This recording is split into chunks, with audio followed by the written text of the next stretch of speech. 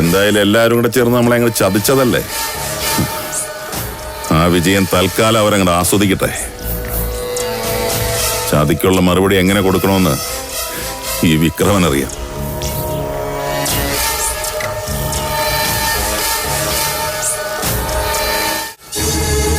അമ്മാവാ, മുഹൂർത്തം കഴിയാൻ ഇനി 5 മിനിറ്റേ ഉള്ളൂ. എന്തായാലും ആ താലി അങ്ങ് കെട്ടിച്ചിട്ട് വിട്ടാ പോലെ. ഒന്നും മിണ്ടാതിരിക്കണോ? തനിക്ക് എന്തിന്റെ ചൊറിച്ചില്ല? കൊലമാ സീന് നടക്കുമ്പോഴാ തന്റെ ഒരു താലി കെട്ട്. മോളെ മഹിതേ, നീ ഇവരുടെ ഒപ്പം പോക്കോ.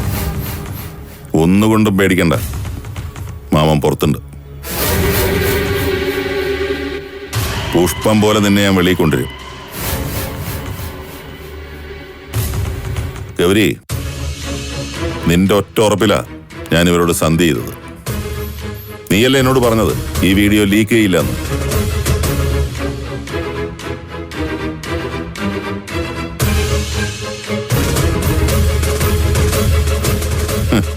ഇന്ദുവിനെ നിനക്ക് അത്ര വിശ്വാസം ഉണ്ടെന്ന്?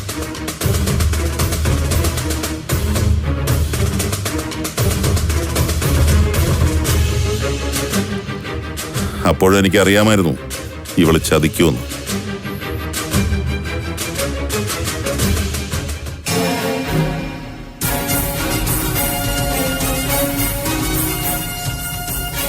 പക്ഷേ നിന്റെ വാക്ക് ഞാൻ വിശ്വസിച്ചു.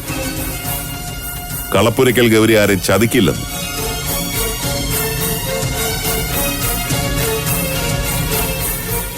ഞാൻ മാത്രമല്ല വിശ്വസിക്കുന്നേ, ഈ കുട്ടനാട്ടുകാർക്ക് മുഴുവൻ അങ്ങനെ ഒരു ഉറപ്പ് നിന്നിലുണ്ട്.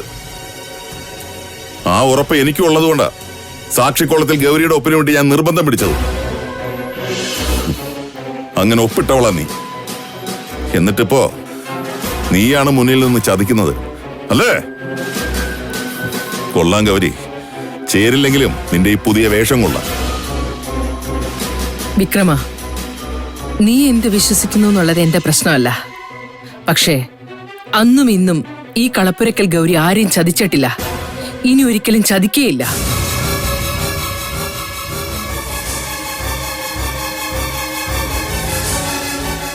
ഈ കളിയിൽ എന്നെ ബുദ്ധിപൂർവ്വം മുൻനിരത്തിയവരുണ്ടാവാം. അവര് ചതിച്ചത് വിക്രമിനെ മാത്രമല്ല, എന്നെയും കൂടിയാ. അതിനുള്ളത് ആരാണെങ്കിലും അവരനുഭവിക്കുക തന്നെ ചെയ്യും.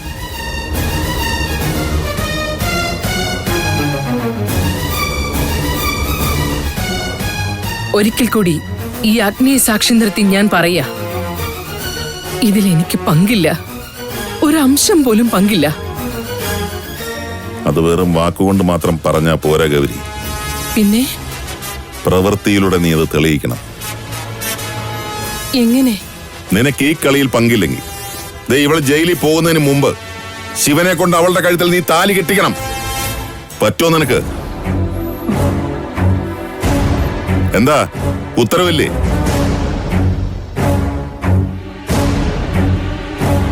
ശിവ, ചതിക്കുന്നവളായിട്ട് നിന്റെ ചേച്ചിയമ്മയെ കാണണ്ടെങ്കിൽ കെട്ടുതാലി.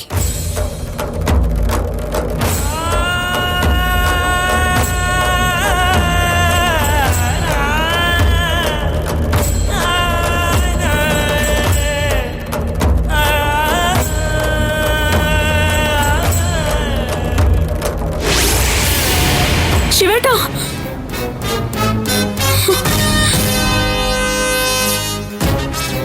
വേണ്ട, താലി കെട്ടല്ലേ പ്ലീസ്. ഇന്ദു, നീ മിണ്ടരുത്. ശിവൻ എന്റെ അനിയനാ, അവൻ നിന്റെ ആരുമല്ല. മാറി നിക്ക്. ചേച്ചിയമ്മേ, നിന്നോട് കൂടിയാ പറയുന്നേ. ഇനി ഞാൻ കാര്യങ്ങൾ തീരുമാനിക്കും. ശിവ, കെട്ടടാ താലി.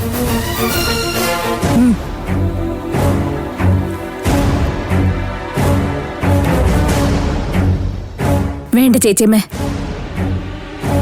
ഇപ്പൊ ശിവേട്ടൻ എന്നെ കെട്ടണ്ട.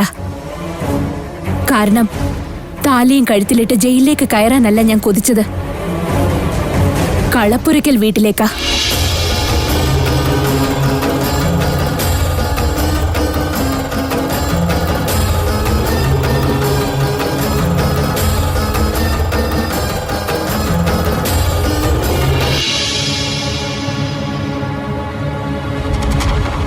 ദേ, ഈ ശിവേട്ടന്റെ മണിയറയിലേക്കാ. അതുകൊണ്ട് താലി ഞാനിപ്പോ കൊണ്ടുപോവാ. എന്നെങ്കിലും ഞാൻ മടങ്ങി വരുമെങ്കിൽ അന്നും എന്നെ ചേച്ചിയമ്മയ്ക്ക് ഉൾക്കൊള്ളാൻ കഴിയുമെങ്കിൽ മാത്രം ശിവേട്ടൻ ഈ താലി എന്റെ കഴുത്തി ചാർത്തിയാ മതി.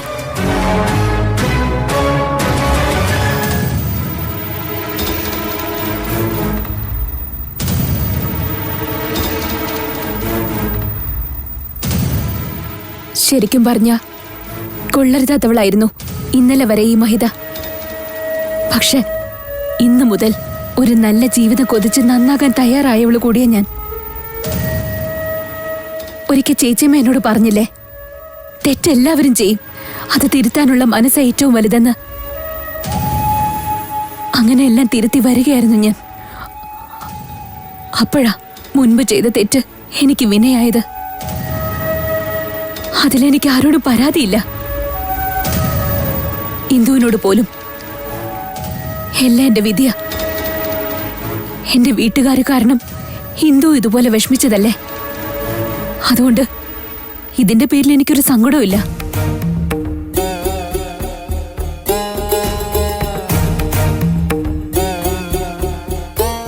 അമ്മയും അമ്മാവനും ഇതിന്റെ പേരിൽ ആരെ ഉപദ്രവിക്കരുത്. ഇതെന്റെ അപേക്ഷയാ. മോളെ,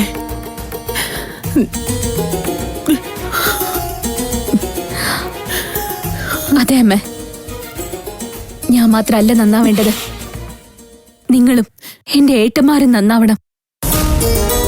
അതിനെല്ലാം ഇതൊരു കാരണമാവണം. നമുക്കിനി ആരോട് ശത്രുത വേണ്ട.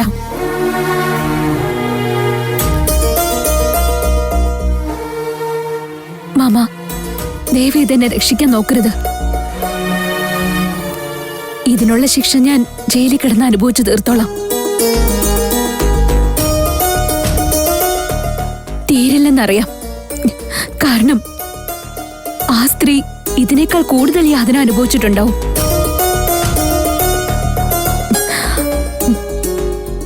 ശിവേട്ട, ഞാൻ പോയിട്ട് വരാം.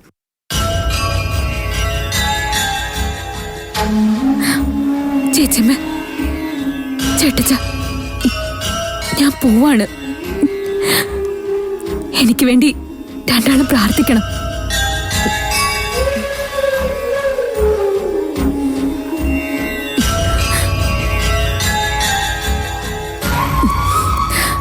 ഇന്ദു, ചെയ്തതിനെല്ലാം മാപ്പ്.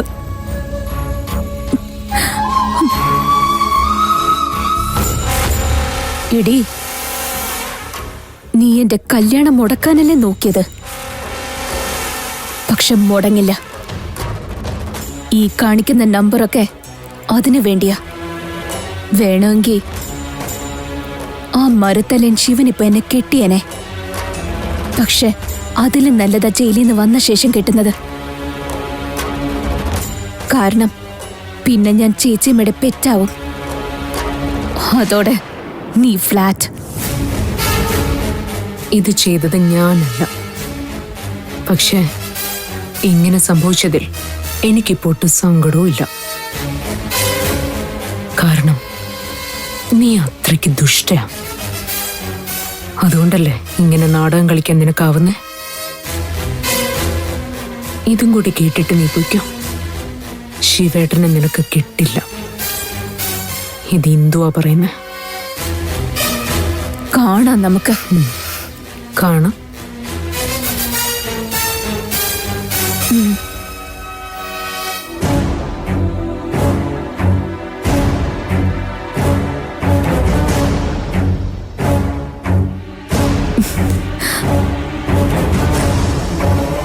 വിഷ്ണു, ഞാൻ പോവാ.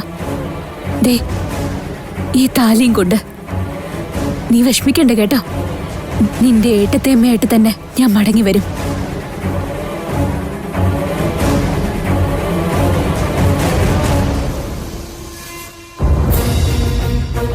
എടി ഇന്ദു, നീ ചെയ്തതുണ്ടല്ലോ, അതിനുള്ള മറുപടി നേരിടാൻ നീ തയ്യാറായിക്കോ.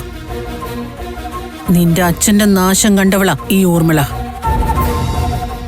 ഇപ്പൊ ഇവിടെ വെച്ച് ഞാനൊരു വാക്കുകൂടി പറയാ. നിന്റെ നാശത്തിനും ഞാനാവും കാരണക്കാരി. ഇല്ലേ നീ കണ്ടോ?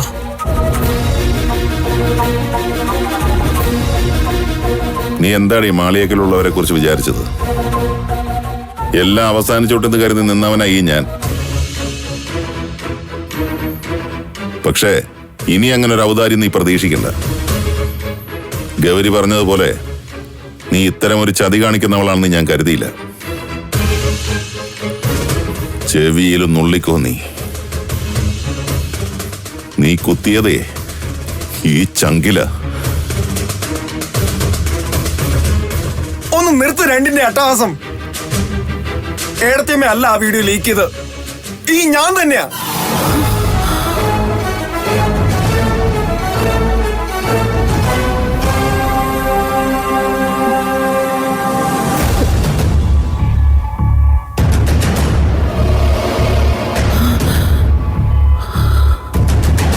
വിഷ്ണു, നീയോ?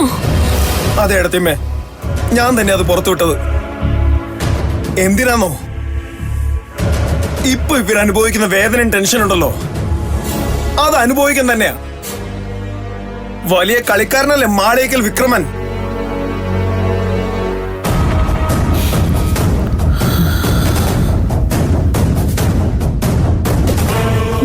ഇപ്പൊ മനസ്സിലായോ? കളിക്കാൻ അറിയുന്നവർ വേറെ ഉണ്ടെന്ന്. ചുമ്മാ വരട്ടാതെ പോവാൻ നോക്ക് സാറേ. അപ്പൊ നീയായിരുന്നല്ലോ ഇത് ചെയ്തത്. കേട്ടല്ലോ ഗൗരി, ആരാണ് ഓപ്പറേറ്റർ എന്ന്?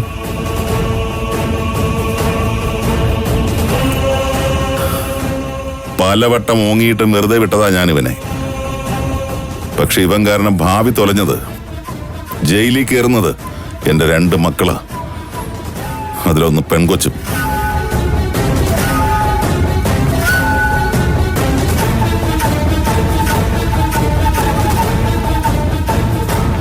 ഇത്രയായ സ്ഥിതിക്ക് ഞാൻ ഇനി എന്ത് ചെയ്യണമെന്നും കൂടി ഗൗരി പറഞ്ഞതാ.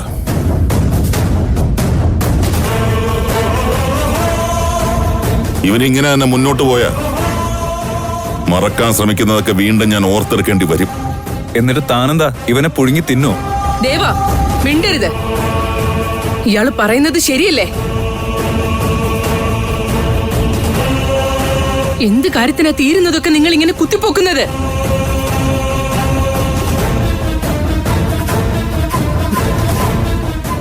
വിക്രമ, ഇവരീ ചെയ്തതിനൊക്കെ എന്താ വേണ്ടതെന്ന് എനിക്കറിയാം.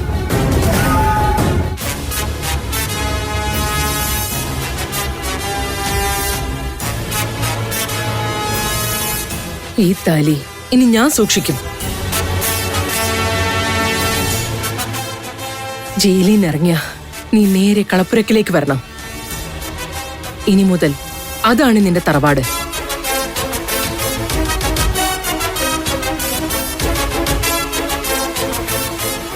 നീ വരുന്നത് വരെ ഈ താലി എന്റെ കയ്യിൽ ഭദ്രമായിട്ടുണ്ടാവും.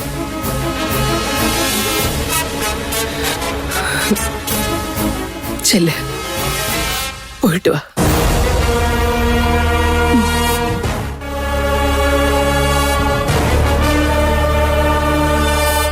മതി ടേക്ക് കെയർ.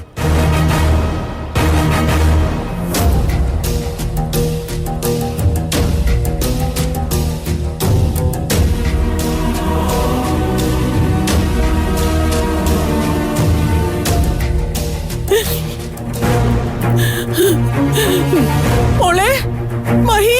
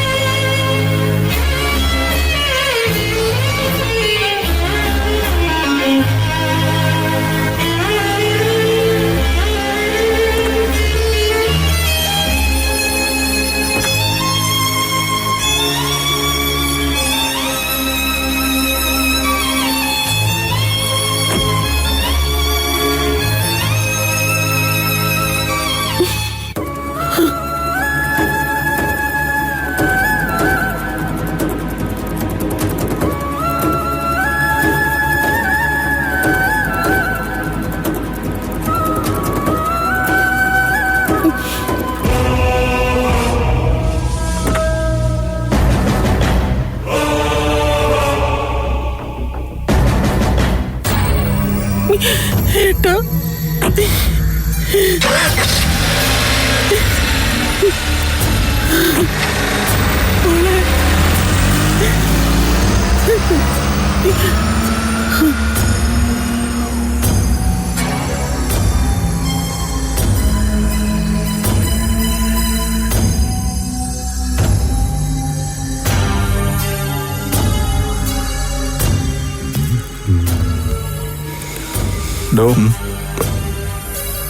തനിക്ക് വന്നേ, ഒരു കാര്യം പറയാനുണ്ട്.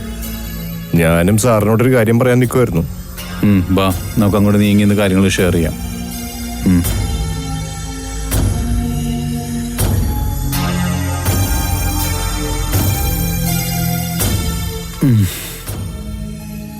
തനിക്ക് എന്ത് കാര്യം പറയാനുള്ളത്?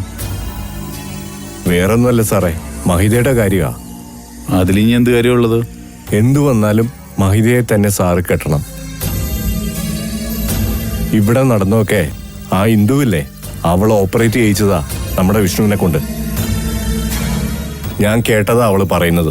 വിഷ്ണു എല്ലാവരുടെയും മുന്നിൽ വെച്ച് വീഡിയോ ലീക്ക് ചെയ്ത് നീ ഏൽക്കണമെന്ന്, അല്ലെങ്കിൽ അവളും ദേവൻ സാറും തമ്മിലുള്ള കല്യാണം നടക്കില്ലെന്ന്. പാവം വിഷ്ണു അത് സമ്മതിച്ചു. ഇപ്പൊ വിക്രമന്റെ വിരോധം മുഴുവൻ ആരോടായി? നമ്മുടെ പയ്യനോട്. എന്റെ സാറേ, ഇനി അവളെ ഇവിടെ വെച്ച് പൊറുപ്പിക്കരുത്. ഈ നിമിഷം കെട്ടുകെട്ടിക്കണം. അല്ല, സാറിനെന്താ എന്നോട് പറയാനുള്ളത്?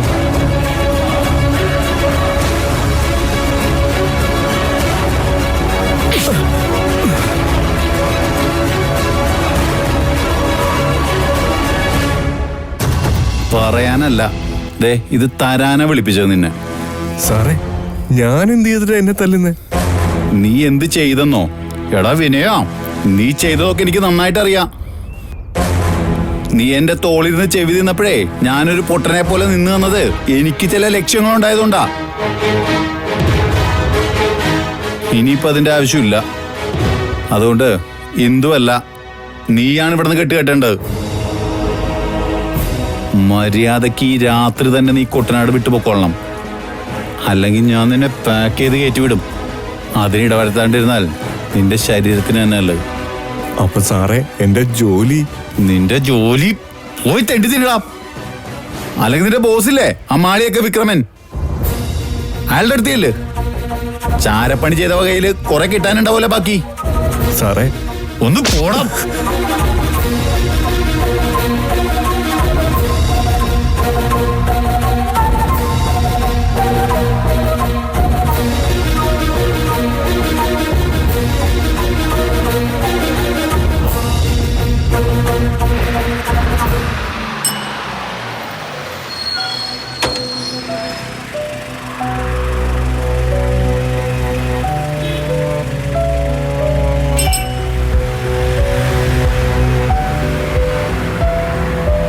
എങ്ങോട്ടേ പോകേണ്ടത്? കളപ്പുരയ്ക്കൽ വീട്ടിലേക്ക്. കളപ്പുരക്കിലേക്കോ? ഗൗരി ചേച്ചിയെ കാണാനായിരിക്കും. അല്ല, ശിവപ്രസാദിനെ കാണാനായിട്ടാ. ശിവൻ സാറിന്റെ ആരാ?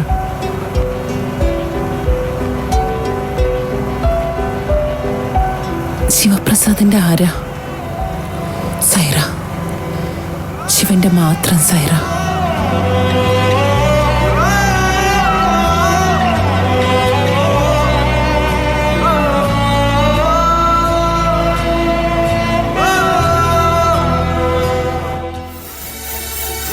ഇന്ദു, കല്യാണം മുടക്കുമെന്ന് നീ പലവട്ടം പറഞ്ഞെങ്കിലും ഇങ്ങനൊരു മൂന്നാംകട വിധി കൊണ്ടായിരിക്കുമെന്ന് ഞാൻ കരുതിയില്ല. എത്ര ചീപ്പായ പെണ്ണും ആയിക്കോട്ടെ, വിവാഹ പന്തലിൽ നിന്ന് അപമാനിച്ചിറക്കി വിടുന്നതിന് ഒരു ന്യായവും ഞാൻ കാണുന്നില്ല. തറവാട്ടി പറഞ്ഞവർക്ക് ചേരുന്നതല്ല ഇന്നിവിടെ അരങ്ങേറിയതൊന്നും.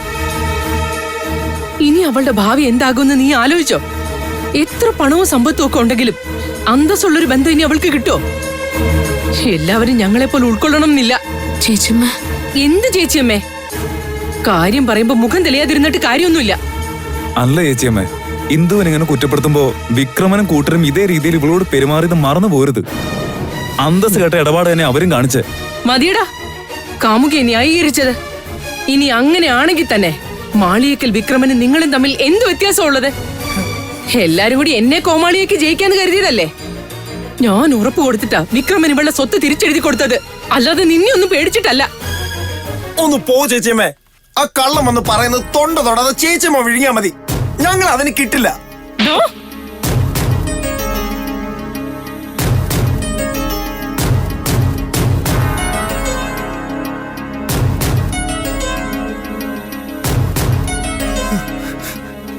നീ എന്റെ മുന്നിൽ ശബ്ദം ഉയർത്തുന്നോടാ? നീ എന്താ എന്നെ കുറിച്ച് വിചാരിച്ചേ? ആ വീഡിയോ പുറത്തു വിടുമ്പോ നീ എന്നെ ഓർക്കണ്ടായിരുന്നു, ഈ നിൽക്കുന്ന ശിവനെ ഓർക്കണായിരുന്നു. എന്തായിരുന്നു ഇന്നലത്തെ നിന്റെ അഭിനയം? അതിങ്ങനെ ചതിക്കാനായിരുന്നു എന്ന് ഞാൻ ഓർത്തില്ല. അവന്റെ ഒരു ഏട്ടത്തിയമ്മ സ്നേഹം. ചേച്ചമ്മേ, അവനൊന്നും പറയണ്ട. സത്യം പറഞ്ഞാൽ അഭിനയിച്ചെല്ലാം ഞാൻ തന്നെയായിരുന്നു, അല്ലാതെ ഇവരാരുമല്ല. മനസ്സിലായില്ല? ചേച്ചമ്മയ്ക്കറിയോ, ഇവിടെ നടന്നതിൻ്റെ എല്ലാം പിന്നിൽ ഞാൻ തന്നെയായിരുന്നു.